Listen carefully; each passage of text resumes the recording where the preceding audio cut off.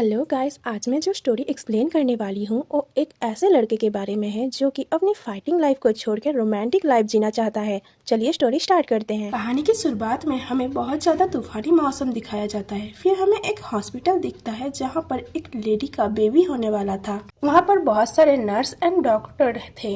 वहाँ पर डॉक्टर कहते हैं अभी आने वाला है, आपको और थोड़ा पुश करना पड़ेगा। उस लेडी का पति कहता है हनी और थोड़ा पुश कर लो, तुम्हें ये करना ही पड़ेगा। तभी वहाँ पर अचानक से आसपास बहुत ज्यादा रोशनी आ जाती है। सारे डॉक्टर घबराने लगते हैं और कहते हैं अरे ये क्या हो रहा है। फिर एक हम पिंक हेयर वाले एक बेबी को देखते हैं जिसके चेस्ट पे क्राउन का निशान था। फिर डॉक्टर कहता है जल्दी से जल्दी प्रेसिडेंट को कॉल करो, ये बच्चा वही है। अभी हमें उस बच्चे की मन की आवाज सुनाई देती है। वो बच्चा अपने मन में सोच रहा था, आप भी यही सोच रहे हैं कि यहाँ पर क्या हो रहा है। तभी वहाँ पर हम तभी देखते हैं इतनी ज्यादा रोशनी होने की वजह से बहुत सारे रिपोर्टर्स वहाँ आ जाते हैं और वहाँ पर बहुत ज्यादा ही भीड़ हो जाती है। फिर हमें उस पिंक हेयर वाले बॉय की मन की आवाज सुनाई देती है और ये हमारा मेन लीड है।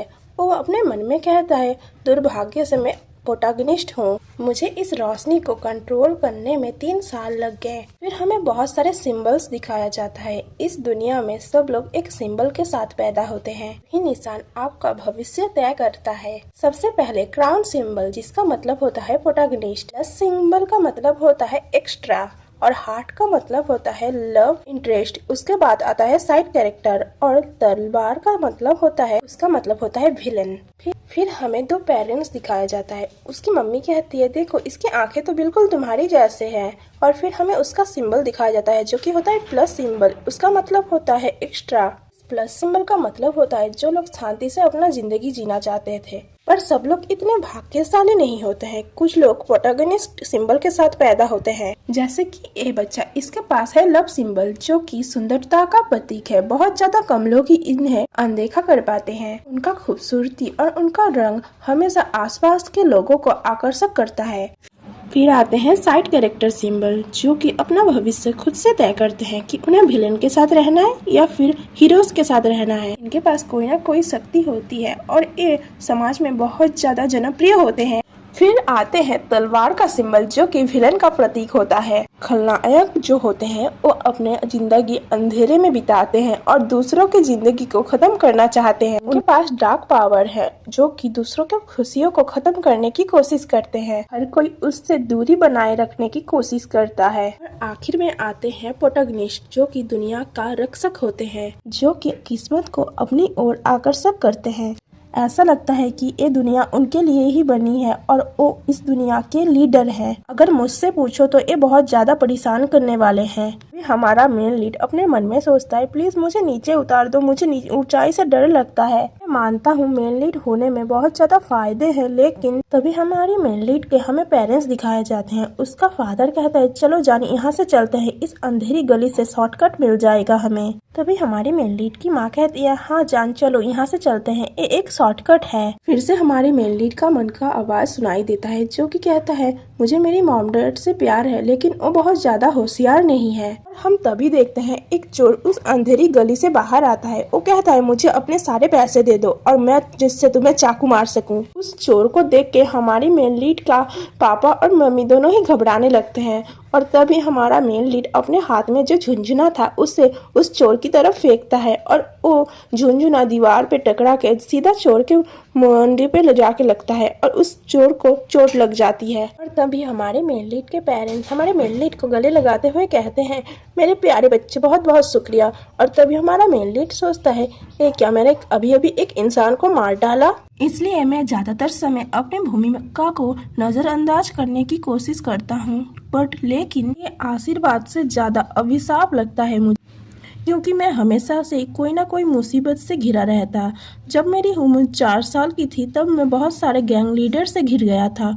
फिर मेरी उम्र जब 6 साल की थी तब मैं आग में फंस गया था। मैं 7 साल का था तब हमारे शहर में एक ड्रैगन ने हमला किया था।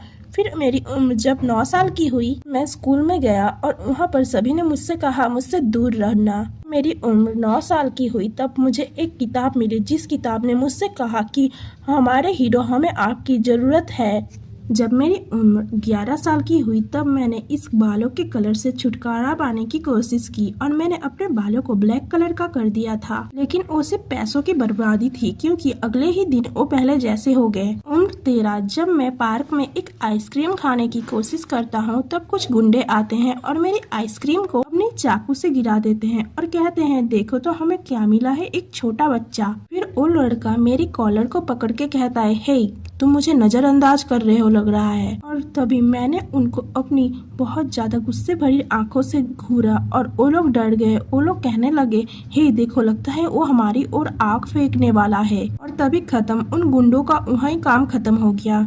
मेरी इतनी ज्यादा कोशिशों के बाद भी मैं कोई ना कोई गलती और गुस्सा भी कर लेता हूँ। आपको शायद ये सब बहुत ज्यादा मजेदार लगे पर ये सब वास्तव में बहुत ज्यादा बुरा है। नसीब हमें जहाँ भी ले जाना चाहे हम उसी दिशा में जाते हैं। फिर आता है स्कूल का पहला दिन। मैं बहुत ज्यादा खुश नहीं हूँ क्योंकि इस स्कूल के पहले दिन में मैं कुछ भी नहीं करना चाहता और मैं अपना मेन कैरेक्टर वाला रोल भी नहीं करना चाहता। मैं शांति से जिंदगी जीना चाहता हूँ, इसलिए मैंने तय किया है मैं कुछ भी नहीं करूँगा। और हम देखते हैं शहर में बहुत ज्यादा मॉन्स्टर्स हमला करते हैं और हमारा मेन लीड सोचता है चाहे जो भी हो जाए मैं कुछ भी नहीं करने वाला। फिर आता है वो दिन जिस दिन हमारे मेन लीड को स्कूल जाना था। वो रास्ते से जा रहा था और सब कोई उसको देख के जैसे ब्लश कर रहा था। इस चीज से उसे बहुत ज्यादा दिक्कत हो रही थी। यहाँ तक बहुत सारे गुंडे भी आ गए थे उससे लड़ाई करने के लिए, इसलिए वो उनसे बचने के लिए दीवारों पे कूद कूद के स्कूल जाता। वो देखता है एक जादूगर उसके इंतजार में रोड पे ही खड़ा था। वो आते जाते सबसे पूछ रहा था, हे क्या तुमने किसी मेन लीड को यहाँ से जाते हुए देखा है? और हमारा मेन लीड एक छोटे से बैग से छुपने की कोशिश कर रहा है और वहाँ पर एक छोटी बच्ची कहती है, हाँ हमने वहाँ पर जाते हुए देखा है। ऐसे ही बचते बचाए वो जाने लगता है और ऐसे ही उसके ऊपर से कुछ तो गिरता है और वो नीचे की तरफ देखता है और देखता है वो तो एक बुक थी और उस बुक के ऊपर लिखा था लाइफ नोट। और हमारा मेन लीड सोचता है क्या यहाँ पर क्या कोई मजाक चल रहा है। ऐसे ही बचते बचाए वो आखिरकार स्कूल पहुँचता है। स्कूल में जाते ही सबकी नज़र उस पे ही पड़ती है। सब उसे देख के बातें बनाने लगते हैं, हे देखो ये तो वही है, वो कितनी ज़्यादा हैंडसम है। आज तो वो बहुत ज़्यादा हैंडसम लग रहे हैं।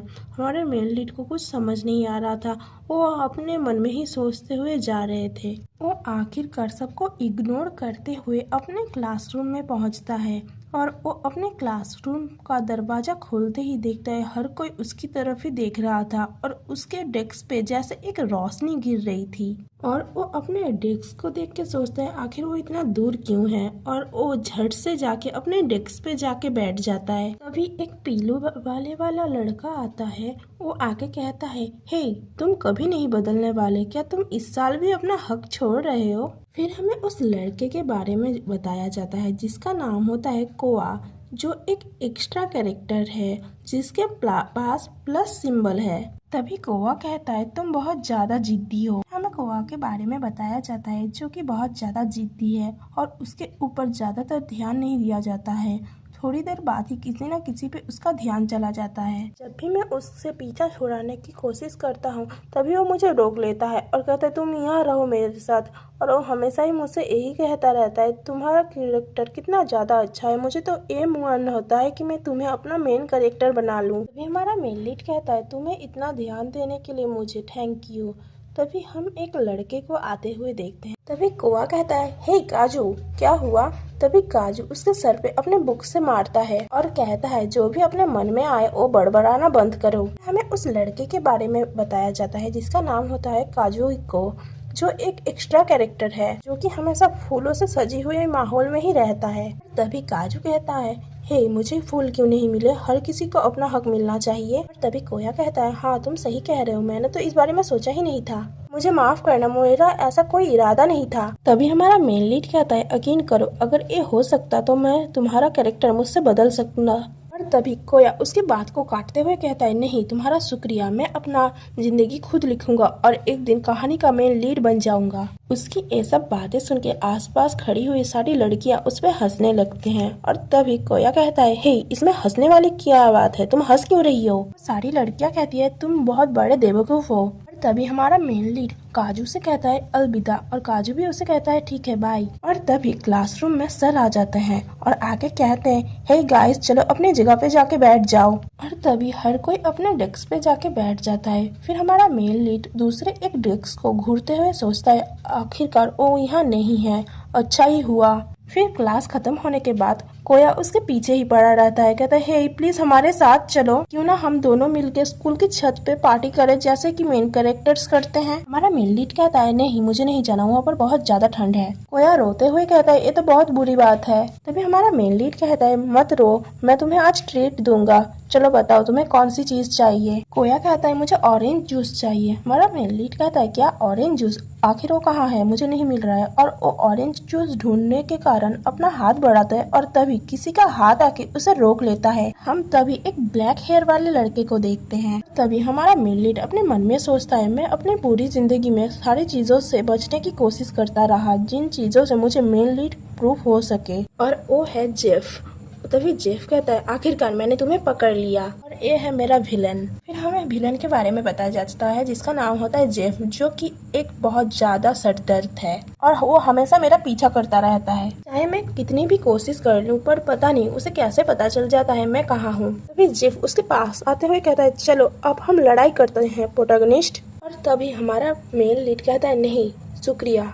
और मैं बता दूं हमारे मेन लीड का नाम है ओरन, और मैं ये पहले बताना भूल गई थी। ओरन अपने मन में सोचता है पता नहीं ये कैसा सरदर्द है, मैं जितनी बार भी उसे मना करूं पर वो मेरा पीछा ही नहीं छोड़ता। ओरन कहता है तुम बहुत ज्यादा ताकतवर हो। तभी जेफ कहता है नहीं तुम मेरी बात सुनो, मुझसे लड़ाई करो। तभी हमारा मेन लीड ओरन कहता है हे देखो वहाँ पर हमारे क्लास टीचर हैं। तभी हमारा मेन लीड वहाँ से भाग जाता है और जेफ सोचता है क्या मैंने बहुत देर से नींद ली है इसलिए शायद मुझे दिखाई नहीं दिया होगा। और वो तभी पीछे घूमता है और वो देखता है वहाँ पर कोई भी नहीं था और उसे देख के सारे लोग इधर उधर मुंह बनाने लगे थे। तभी जेफ जाकर लेता है और कहता है हे मुझे बताओ कहाँ गया। तभी कोया कहता है मुझे नहीं पता और तुम हो कौन, मेरा हाथ छोड़ दो। जेब उसके हाथ को और ज्यादा जोर से पकड़ के और कॉलर उठा के कहता है हे मुझे जल्दी से बताओ प्रोटैगनिस्ट गया कहाँ है। तभी बहुत सारे लड़के आ जाते हैं और आके कहते हैं हे बॉस क्या आपने उसे ढूंढ लिया। जेब कहता है नहीं वो कचड़ा फिर से भाग गया मेरे हाथों से, उसने कोया को बिल्कुल फेंक दिया जमीन पे। जेफ को बहुत ज्यादा गुस्सा आ रहा था, वो अपने मन में बड़बड़ाते हुए जा रहा था मैं तुम्हें नहीं छोड़ूंगा प्रोटैगनिस्ट, तुम मेरे हाथ लग जाओ मैं तुम्हें खत्म कर दूंगा। ओरन सीढ़ी वो पे जाके बैठा था और अपने मन में सोचता मुझे माफ कर दो जेफ, मुझे बिल्कुल भी नहीं पसंद। और ऐसे ही हर दिन ऐसे चूहे बिल्लों का खेल चलता ही रहता। 10:06 पे जेफ उसे बगीचे पे ढूंढता है और वो झाड़ियों में जाके छुप जाता है। और फिर सुबह 11:20 पे खेल कूद के समय वो बॉल में जाके छुप जाता है और जेफ वहाँ भी उसे ढूंढता रहता है। दोपहर 12:50 जब खाने का समय होता है तभी ओरन जाके खाना देने वाली टीम में खड़ा हो जाता है, वो भी दाढ़ी लगा के, और जेफ उसे ढूंढता ही रह जाता है। फिर दोपहर 3:10 जेफ जाके उसे बाथरूम पे ढूंढता है और ओरन बिल्कुल भी आवाज नहीं करके चुपचाप बैठा रहता है। हमारा मेन लीड यानी कि ओरन अपने मन में सोचता है अब तो स्कूल खत्म भी हो गया, अब भी वो मेरा पीछा नहीं छोड़ रहा है। वो छुपाते हुए आखिरकार बाहर आके बैठता है उसके दो दोस्त के साथ और वो बहुत ज्यादा थका हुआ था। और तभी कोया कहता है लगता है विलन ने तुम्हें बहुत ज्यादा थका दिया है। और फिर काजू कहता है वो बिल्कुल पागल है, इतनी ठंड में भी वो हमारा पीछा नहीं छोड़ रहा है और हमें उसकी वजह से हमें ठंड में यहाँ पर बाहर बैठना पड़ रहा है। कोया कहता है क्या ये बात वो कह रहा है जो कि हमेशा ठंड में घूमता रहता है। वो दोनों आपस में ही बात कर रहे थे। पता है एक बार क्या हुआ था, उसने उसे तहखाने में भी ढूंढ लिया था जहाँ पर वो छुपा हुआ था। और हमारे मेन लीड को बहुत ज्यादा गुस्सा आता है, पता नहीं वो कैसे मुझे हर जगह ढूंढ लेता है। और तभी कोया कहता है तुम अपना आपा तभी खो देते हो जब भी तुम्हारी विलन की बात आती है। तभी ओरन कहता है मेरा सिर दुख रहा है उसकी वजह से। और तभी काजू कहता है चलो तुम इस बात पे कुछ भी नहीं कर सकते क्योंकि तुम्हारा नसीब ही उससे जुड़ा हुआ है। कोया कहता है आखिर तुम्हें इस चीज से इतनी नफरत क्यों है, मुझे तो अगर मेन लीड का कैरेक्टर मिले तो मुझे बहुत ज्यादा मजा आ जाएगा। तभी हमारा मेन लीड यानी कि ओरन कहता है मुझे उन देवताओं से बहुत ज्यादा नफरत है जो कि हमें इन कैरेक्टर में डिवाइड करते हैं और हमें नरक जाने में मजबूर करते हैं। और मैं किसी ऐसे अजीब देवता से नहीं मिलना चाहता जो कि प्राचीन चीजों का कलेक्ट करता हो, और मैं मरना भी नहीं चाहता राक्स। और मैं मरना भी नहीं चाहता सांप और राक्षसों से लड़ते हुए, फिर किसी अजीब से जानवर से लड़ते हुए। ये बहुत ज्यादा डरावना है। मैं तो अपना जिंदगी शांति से बिताना चाहती हूँ, अपने हिसाब से आइसक्रीम खाते हुए या फिर सोते हुए या फिर अपने फोन पे कुछ भी देखते हुए। और तभी कोया कहता है जरा रुको, पर इसका मतलब ये नहीं कि तुम अपने विलन के आगे मुझे सरेंडर कर दो। और तभी ओरन कहता है अच्छा ठीक है, मैं तुम्हें उससे बचाऊंगा। और तभी काजू कहता है हे कोया, वहाँ पर क्या है उस बैग में? कोया कहता है वो हाँ, मुझे अभी याद आया। और वो तभी बहुत सारे बुक्स निकालता है। इन बुक्स के मदद से मैं अपने फ्यूचर में जरूर हीरो बनूंगा, इसलिए मुझे इन सारी बुक्स को पढ़ना पड़ेगा और मुझे समझना पड़ेगा कि प्रोटैगनिस्ट कैसे बनते हैं। और काजू इन बुक्स को खोलते हुए कहता है ओ, तो इसलिए ही तुम्हारे पास इतनी सारी कॉमिक्स है।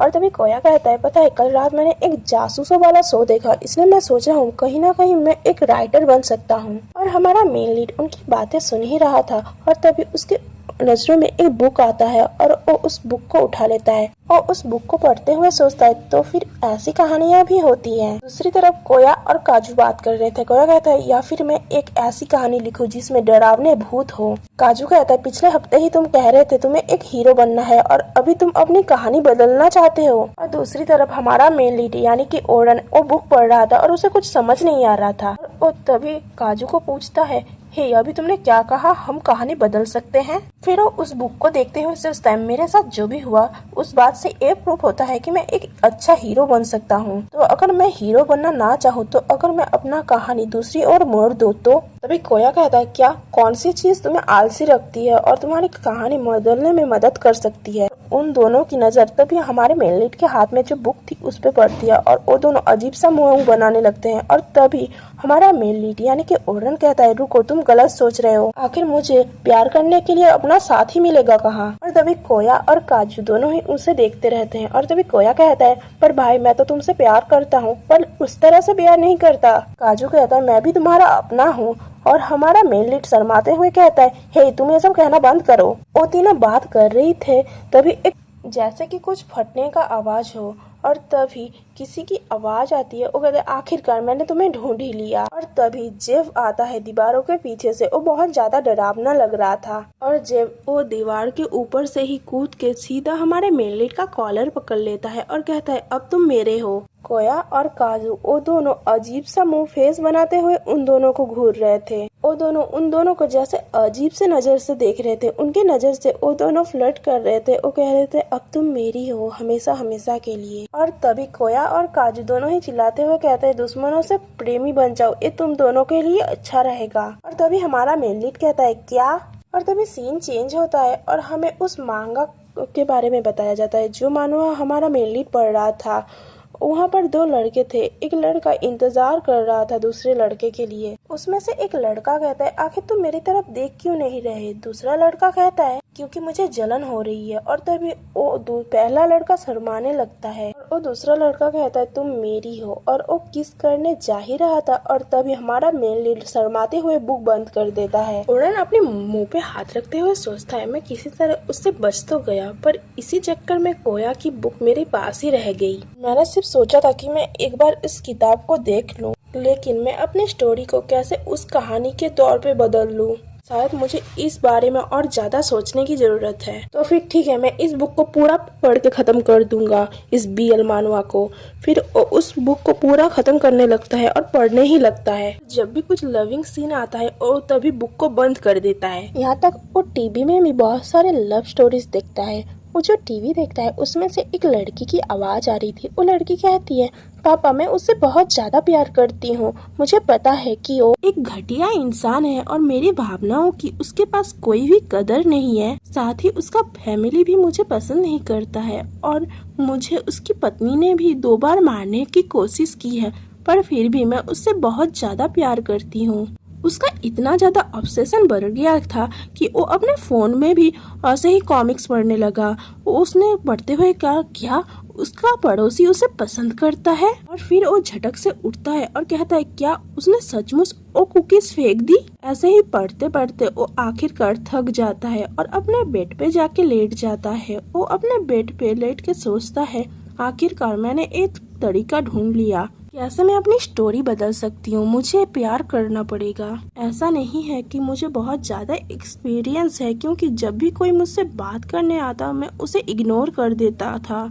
बहुत बार बहुत कोई मुझसे बात करने आया था, हे तुम कितने हैंडसम हो, मुझसे बात करोगे, पर मैंने उसे कोई भी जवाब नहीं दी। एक लड़की ने मुझे एक दिन लेटर दिया था, मैंने उसे भी इग्नोर कर दिया था। ये सब सोचते हुए वो अपने टेडी की तरफ देखता है और उसे अपने हाथों पे लेते हुए सोचता है, मुझे इस बारे में किसी ऐसे से पूछना पड़ेगा जिसको इस बात के बारे में एक्सपीरियंस हो। फिर वो अपने टेडी को अपने मुंह के ऊपर रखता है और सोचता है, चलो इसके बारे में और कोशिश करते हैं। फिर अगले दिन वो स्कूल आता है। शायद उसके चेहरे पे कुछ ज्यादा ही गंभीर एक्सप्रेशन थे, इस वजह से सब कोई उसको देख जा रहा था। और तभी कोया आता है और ओयान को कहता है, हे ओयान गुड मॉर्निंग। और ओयान उसे अजीब सा फेस बनाते हुए घूरने लगता है और वो उसे देख के बेहोश हो जाता है। कोया कहता है, तुमने इतने सारे स्टोरी में से क्या हॉरर स्टोरी को चुना है? ओयान कहता है, नहीं ऐसी बात नहीं है। तभी कोया कहता है, लगता है सबसे पहले मैं ही मरने वाला हूँ। मजाक करने वाले लोग सबसे पहले ही मरते हैं और मेरी दादी को बता देना, मैं उनसे बहुत ज्यादा प्यार करता हूँ। तभी ओरन कहता है, अरे कोया मुझे समझाने तो दो। कोया अचानक से उठता है और कहता है, क्या मुझे अब पूरी बात समझ में आ गई? तो फिर तुम ये कहना चाहते हो कि तुम पूरी रात जाग के बीएल मानवा देख रहे थे? ओरन कहता है, हाँ बहुत सारे। ओयान कहता है, मुझे वो स्टोरी चुनने से पहले कुछ सोचना पड़ेगा और बहुत सारे और बीएल मानवास देखने पड़ेंगे। और वो शर्माने लगता है और तभी कोयान कहता है, ये तो बहुत ज्यादा बढ़िया है। तभी कोया बहुत ज्यादा खुश होते हुए कहता है, ये स्टोरी बहुत ज्यादा अच्छी है ना? ये स्टोरीज इतनी ज्यादा मजेदार है कि मैं किरदारों से खुद जुड़ जाना चाहता हूँ। और वो रोमांटिक सारे सीरीज मुझे देखते ही शर्म आने लगती है। मैं कह दूं, मैंने जो किताबें तुम्हें दी है, मैंने उनमें से बहुत सारी किताबें पढ़ी भी नहीं है अभी तक। चलो छोड़ो भी, तुम पढ़ना चाहते थे इसीलिए तो तुमने मेरे से बीएल मानवा उधार मांगे थे। फिर कोया उसे और सारे किताब देता है और कहता है, चलो इन सबको पढ़ो और मस्ती करो। ओरन उन सब बुक्स को देखता है और सोचता है, क्या इतने सारे किताब? ओरन उसे पीछे से बुलाता है, अरे रुको, मेरे लिए तो रुक जाओ। और फिर कोया कहता है, क्या तुमने अब ठीक कर लिया है कि तुम अपने विलन को अपने ओर खींचने की कोशिश करोगे? ओरन कहता है, नहीं, मैंने अभी तक इस बारे में नहीं सोचा है। और से सच कहूँ तो मुझे नहीं लगता कि वो किसी भी लव स्टोरी में फिट बैठेगा, क्योंकि वो जब देखो चिल्लाता ही रहता है, चलो भागना बंद करो, मुझसे लड़ाई करो, ऐसा ही करता रहता है वो हमेशा। तभी कोया कहता है, चिंता मत करो, तुम्हें ऐसा कुछ करना पड़ेगा जिससे वो जल्दी से जल्दी मान जाए और तुम्हारे प्रति उसका प्यार और ज्यादा बढ़ जाए। तुम दूसरा कुछ सोच तो नहीं रहे जैसे कि मानवा में होता है? अभी ओरन कहता है, क्या ये सब करना पड़ेगा? और से मैं समझू कैसे कि वो मुझे पसंद करता है, या फिर मुझे समझ कैसे आएगा कि मैं उसे पसंद करता हूँ? कोया कहता है, ये तो बहुत ज्यादा आसान है। सबसे पहले मेरी बात सुनो, जब भी तुम उस इंसान के बारे में सोचते हो जिससे तुम प्यार करते हो, तुम्हारे पेट में अजीब सी झुनझुनी बजने लगती है। और दूसरा, हमेशा तुम्हारी आंखें उसे ही ढूंढने लगती है, भले ही उससे देखने से तुम्हारा दिल धड़कता हो। इससे घबराहट तो होती है, पर उसे देखते ही देखते आपके दिमाग में वही बस जाता है और अपनी किताबों में तुम उसे देखते देखते हार्ट्स बनाने लगते हो। तभी ओरन कहता है, पर तुम्हें नहीं लगता स्कूल की किताबों में हमें ऐसा नहीं करना चाहिए? कोया उसकी कोई भी बात नहीं सुनता और वो अपने ही धुन में मगन था। और तभी ओरन कहता है, शायद तुम अपने एक्सपीरियंस से ऐसी बात कर रहे हो। तभी कोया कहता है, हाँ तुमने बिल्कुल सही कहा। और मुझे लगता है क्लास सी की एली बहुत ज्यादा प्यारी दिखती है और वो दूसरी लड़कियों की तरह मुझे इग्नोर नहीं करती, हमेशा मुझसे अच्छे से बात करती है। मैंने उसे हाई कहा और उसने भी मुझे हाई कहा था। मुझे लगता है कि मुझे उस पे क्रश है। फिर वो चिल्लाते हुए कहता है, सुनो मेरी बात, किसी के ऊपर क्रश होने का और एक संकेत है। तभी ओरन करता है, और वो क्या है? कोया कहता है, जैसे कि दिल की धड़कन रुक जाना और आपकी सांस गले में ही अटक जाए और आपका दिल जोरों से धड़कने लगे और छाती में गर्म महसूस होने लगे। और ये वही पल है जब आप उनकी आंखों में खो जाते हैं और आसपास की दुनिया को भूल जाते हैं। फिर ओरन कहता है, यार मुझे तो ये लग रहा है कि ये किसी बीमारी के जैसे है, शायद तुम्हें डॉक्टर दिखाना चाहिए। मुझे तो अब तुम्हारी चिंता होने लगी है। कोया कहता है, चुप हो जाओ, ये कोई बीमारी नहीं है। तभी ओरन उसके सर के ऊपर हाथ रखता है और वो चिल्लाने लगता है, कहता है, रुक जाओ, किसी के ऊपर अट्रैक्ट होना कोई आसान काम नहीं है, ये बहुत ज्यादा डिफिकल्ट है। तुम्हें पता भी है इस बारे में? क्या तुम्हें पहले कभी भी ऐसा महसूस नहीं हुआ? एक बार भी नहीं? तभी ओरन अपना मुंह घुमा लेता है और कहता है, पता नहीं, कौन जाने। तभी कोया कहता है, क्या सच बताओ। अभी ओरन का फेस बहुत ज्यादा ब्लश करने लगता है। कोया कहता है चलो मुझे जल्दी जल्दी सच बताओ, तुम मुझे कुछ बोल नहीं रहे हो, मुझे लग रहा है तुम कुछ तो छुपा रहे हो। कोया चिल्लाता रहता है और तभी ओरन दूसरी तरफ देखता है। दूसरी तरफ हमारा विलन खड़ा था, जेफ, जो कि अपना पैर दीवार पे रखा हुआ था। ओरन उसे देखते हुए सोचता है ओ रहा मेरा विलन। शायद कोया सही है और मुझे लगता है इसकी संभावनाएं भी है। जेफ की ओ वाली पोजीशन देखते हुए ओरन सोचता है या फिर शायद नहीं, मुझे इस बारे में सोचना ही नहीं चाहिए। तो गाइस हमारा मानवा यही खत्म होता है। नेक्स्ट पार्ट के लिए कमेंट कर देना। और आपको क्या लगता है हमारा मेल लीड अपना जिंदगी को सुधार पाएगा?